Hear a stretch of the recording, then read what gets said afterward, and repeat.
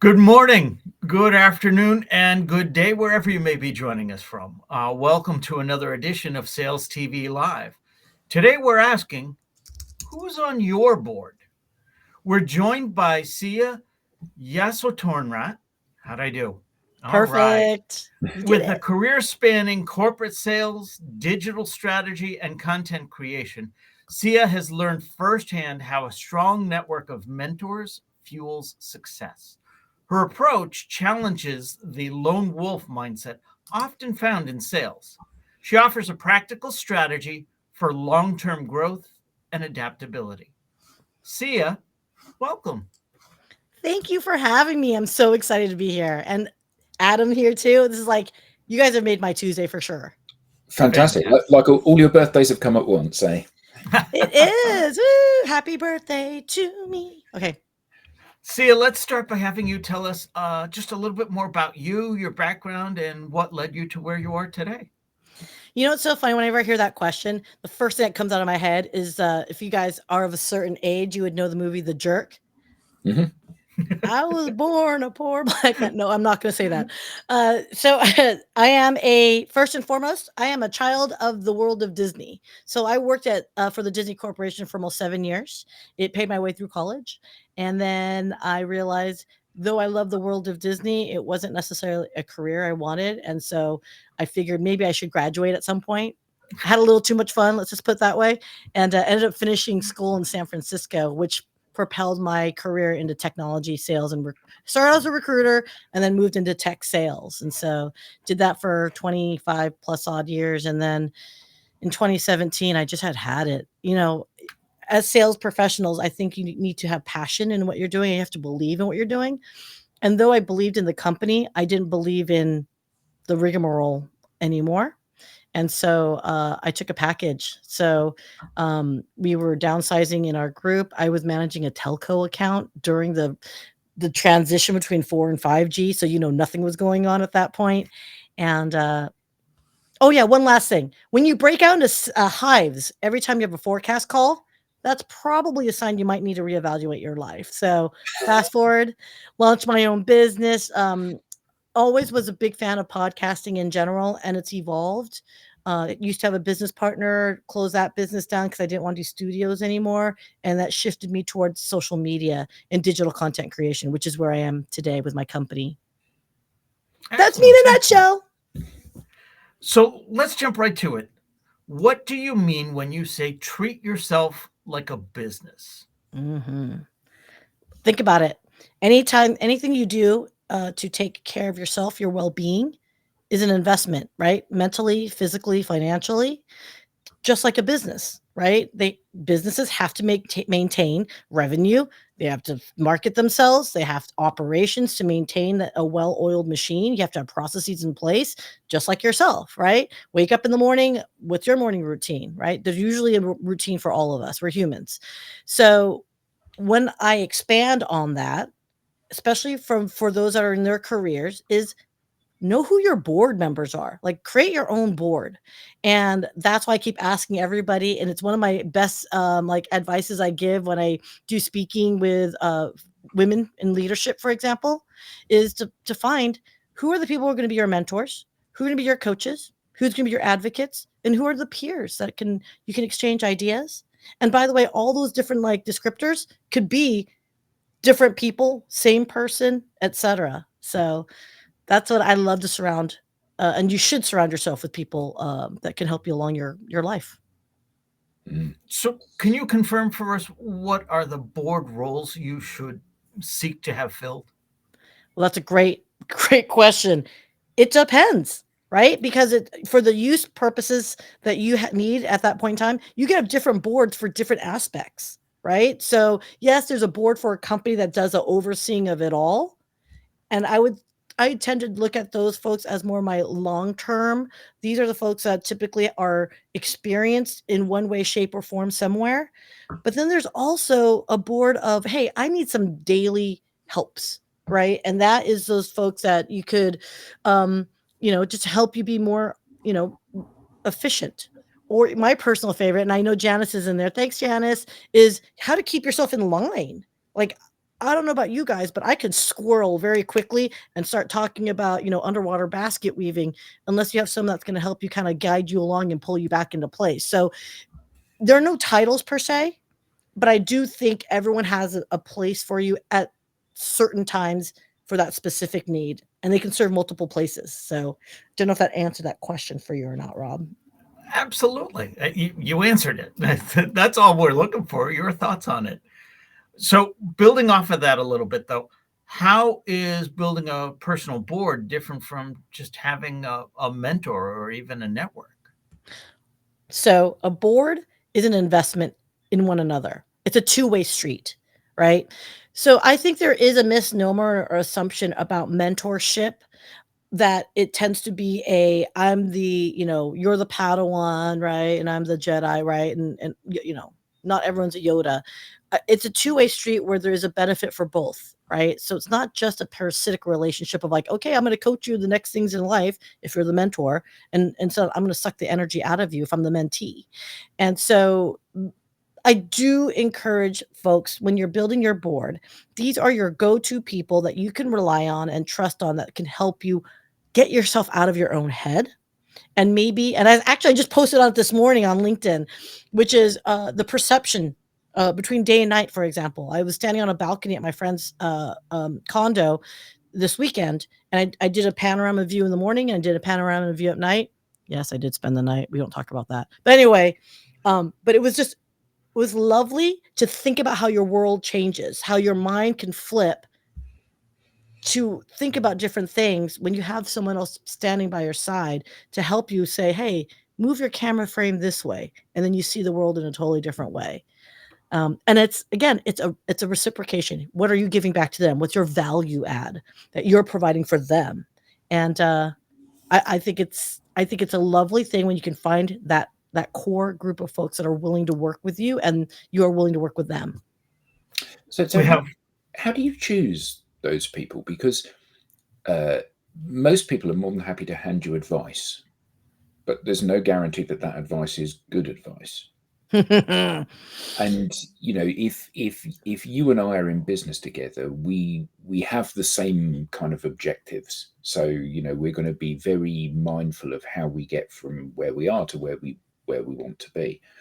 But when you're talking to people who are outside of your immediate business, they may not have the same priorities that you have. So how do you select? You've got 10,000 followers on LinkedIn. You're building a board for the next phase of your business.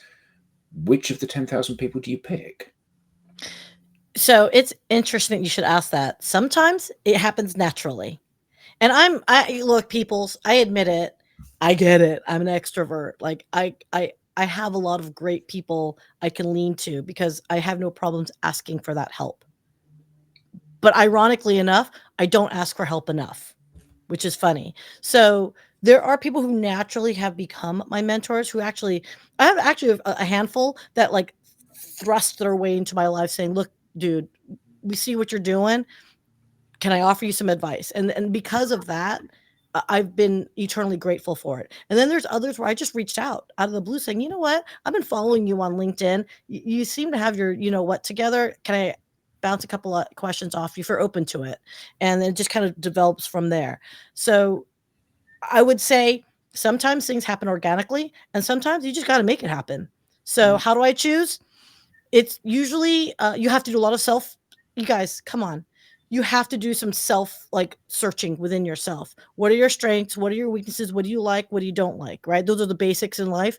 And if you know you've got weaknesses, then how do you fill in that gap? Who do you know in that circle can bolster you and inspire you to be better at that weakness? Right? Not fill in that gap. Sure, that helps at times. But like I said, I gave Raquel, I'll give a shout out to Raquel. I've never met someone that is so truly authentic to who she is. And I am pretty much, you see what you get with me, but she does it with warmth. Whereas I'm like a bull in a china shop kind of vibe. And it's just really interesting to me because she's so effective in being able to communicate, what she's looking to grow. And she's got almost 80,000 followers on LinkedIn, and she's done it organically. And darned well, guys, there are some folks that will, pay to play to get some followers. but when she grew to 80,000 because of just the way she is, like I got attracted to that. Like, hey, how did you do it? What is it about you? Turns out she's a nice person. So apparently I'm not very nice because I only have 10,000 followers. I'm kidding.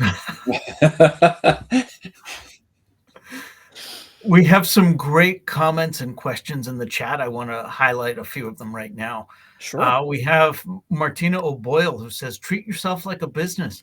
Very smart strategy. We seem to be more willing to let ourselves slump, and we hire on sketchy people, but we'd never do that to our little shop. And then we have a great question from Tausi Brands. I hope I'm pronouncing that correctly. It is. Do board members come and go? I'd love to hear your thoughts on that. Yes. I am a big advocate of respecting and understand that relationships have seasons. Just like businesses have seasons. There's, pre-rev stage. There's your, as a startup, right? There's pre-rev where you're still developing the product. Then there's going to be when you actually enter into the market space, right?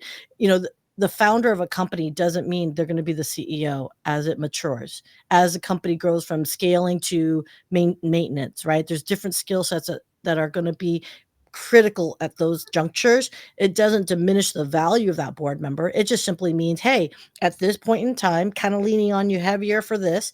And as time goes on, hey, I love you, respect you, maybe leverage them elsewhere, or, as all things, give them a break, let them move on, right? So yeah, absolutely.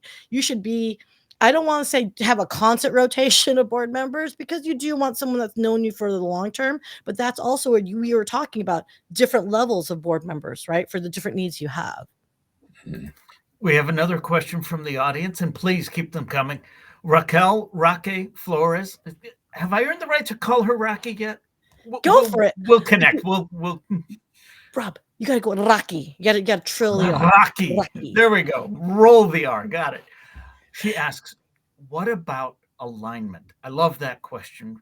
Syya, of course she would ask me that. Damn it. Of course she'd ask me that one. I'm going to talk to you later, girl. No, it's critical to have and make sure that, when you are working with your board and you're talking to them, right, you have to both be aligned with the goals of what you are looking for and what they're looking for, right? Because if it's not quite, it's almost like, it's communication, you guys. So if you're asking about one thing, but they're talking about a different topic and you're like, but I'm talking about, I talk about underwater basket weaving a lot, and yet I am sadly, woefully underskilled at it. But, if you're talking about underwater basket weaving, but you're thinking of it in the deep ocean, well, there's a lot of different requirements if you can do underwater basket weaving under the ocean versus in a stream, right? There's a lot of pressure, there's a lot of animals that can eat you, big scary ones. I mean, all sorts of different factors. So yeah, you're talking about underwater basket weaving, but are you really, right?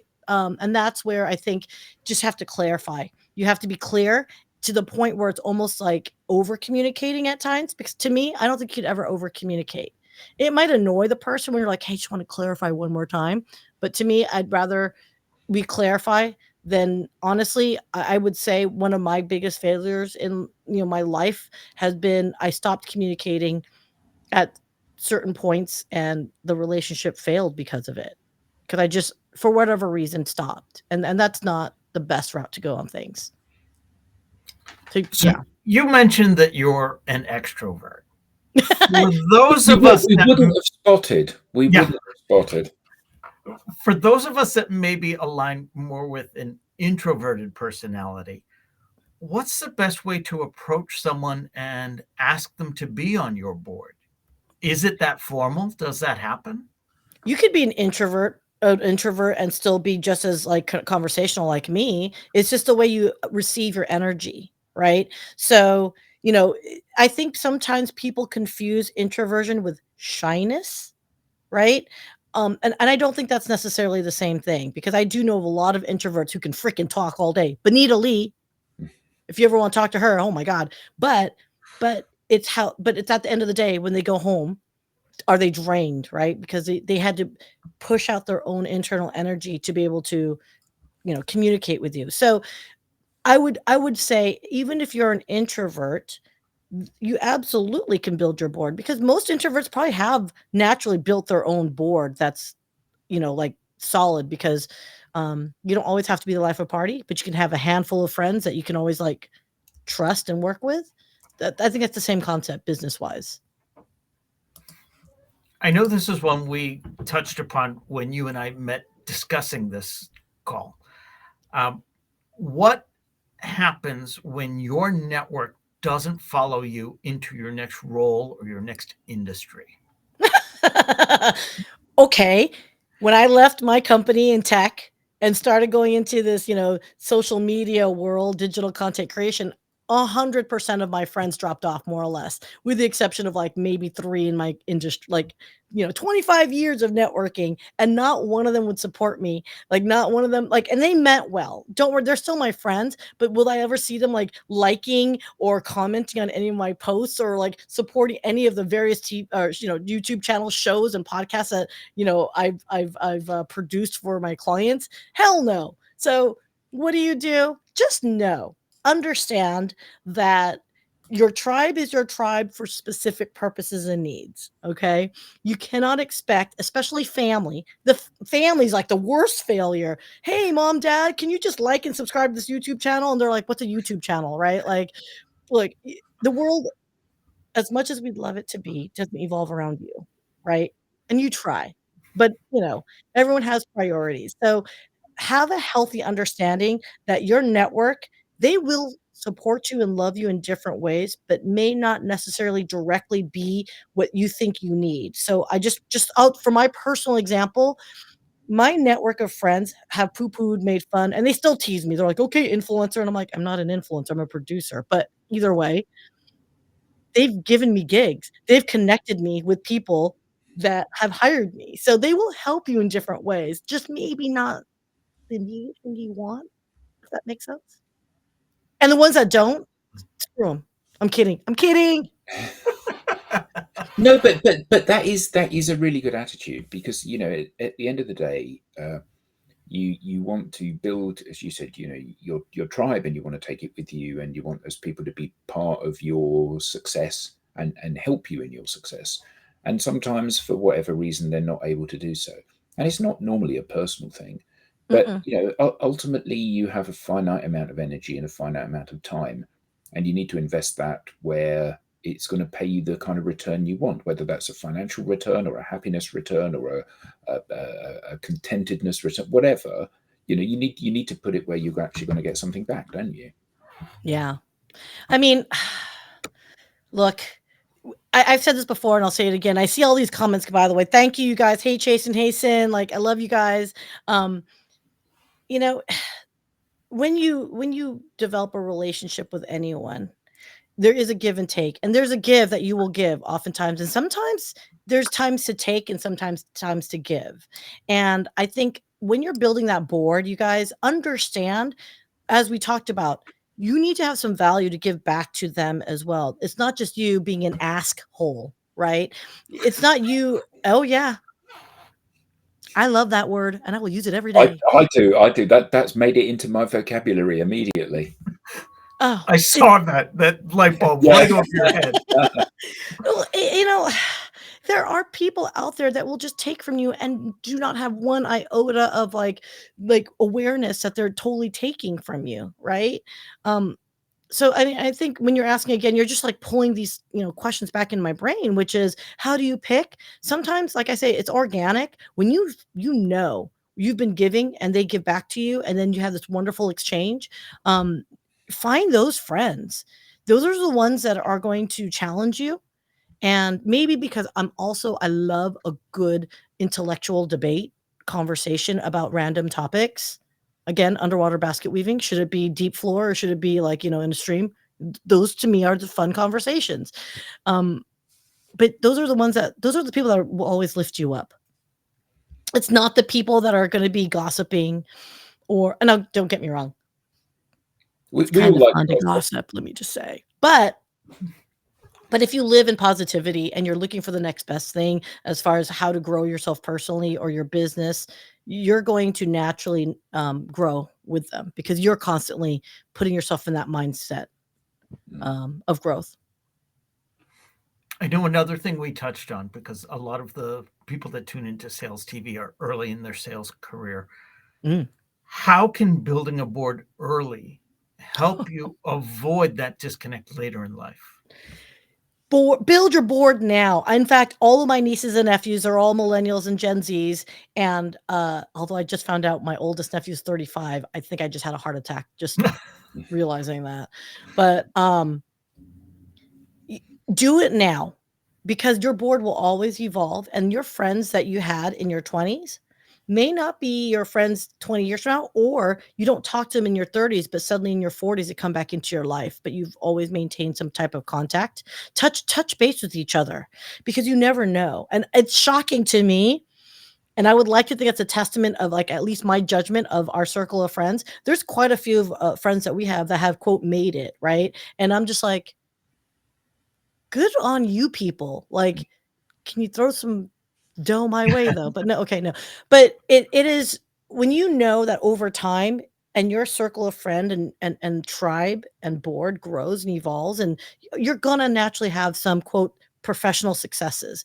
And don't get me wrong, you could be a stay-at-home person, male or female, raising family, and still be just as successful because of the things and the wisdom and what you've learned. To me, I find that people like that are operationally efficient people. They have this incredible understanding of time management and patience beyond, what they probably should have. And that's something that I always admire, is like, make sure, doesn't matter, even if you're starting out in your career or you're tenured like us, you could talk to anyone, even some in the beginning of the career, especially now. Like, I don't understand, like, half the, like, buzzwords. I jokingly say TFTI, but apparently that's an old millennial saying now. I'm not even hip enough for the Gen Zers, like, with bruh. Like, I don't know. Like, but oh, I heard dude is coming back. I'm like, dude never went out. Let me just be clear here. But yeah, no, I mean, but it is good. You guys build your board always. I think that's maybe my answer to that is always be building your board. Always be circulating and leveraging and absorbing. Stay curious with your board too. Don't assume just because you had someone on your board for 20 plus years, there's nothing else to ask. Hell yeah, there is. So picking up off of what we were just talking about, we probably have time for one more question. How do you use LinkedIn authentically to grow your board without being cringeworthy? So it's funny you should mention that. I have a new live stream I just launched that's bi-weekly on Saturdays, and it's called LinkedIn Lunatics Strike Back. And what we do, it's if you know Reddit, there's a subreddit called LinkedIn Lunatics, and what they do is they highlight these like oh my gosh, these like LinkedIn posts that good, bad, ugly, and different. They make it on there.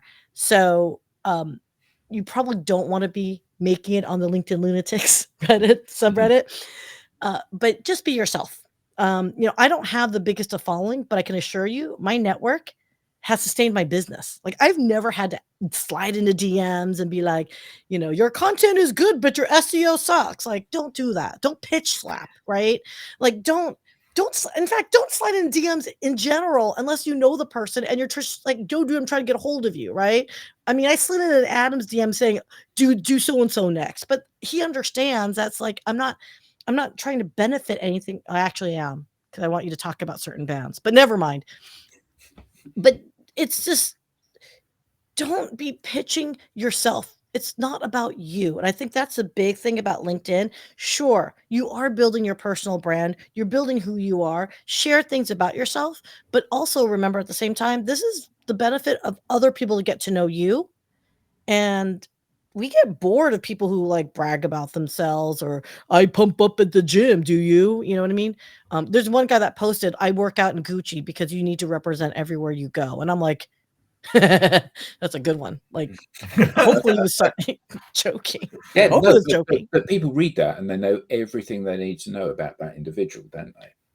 I mean, and that's kind of the point about being authentic. You put yourself out there, and I always think that the key thing here is that if you are authentic, you will draw some people to you and you will push some people away. And that's exactly how it should be. There's a billion people on LinkedIn. You don't want to have DMs from all of them. What you want is the people that love you. And when you can use it to identify those people, so those people walk towards you, that's where you should be investing your time, isn't it? 100%. That's why I strongly recommend everyone with your board, as well as your efforts as you search for them, either in IRL, in real life, and or LinkedIn. You can't be anything but yourself. Right. And I think that's where you get the deeper connections when we do know your flaws. Like you said, Adam, we know where you stand. Right. Like, fine. If you're into working out in Prada, go for it. It tells me that, we probably wouldn't be hanging out because I like my Costco yoga clothes. You know what I mean? So, at least you know where you stand. And I think that's how you also can find that tribe, right? Like the real tribe. Yeah, absolutely. See, I'm sure we could go on for hours, and I would love to. This has been great. How can people learn more about you? Where can they get in touch with you? You can always find me on LinkedIn, you guys.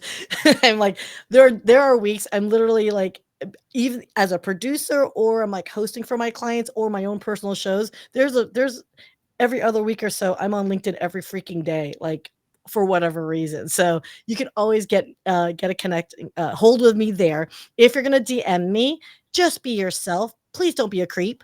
Don't be the shake that bounces in and out every now and then. And don't ask me for money, because I'm not going to give it to you. I don't even give myself money, so you're not going to get it either. But yeah, absolutely, LinkedIn is probably the best place to go. And I'm always happy to answer questions, as long as you're not an asshole about it. There we go. Boom, boom. If you liked what you heard today, please take a moment to leave a review on Apple Podcasts, Spotify, Substack, or YouTube. Let us know what you learned. Let us know what you'd like to learn more about. Your feedback helps us reach more people like you and fulfill our mission of elevating the profession of sales. This has been another edition of SalesTV Live. On behalf of everyone at SalesTV, to our guest Syya, and to our audience, thank you for being an active part of today's conversation, and we'll see you next time. Bye all.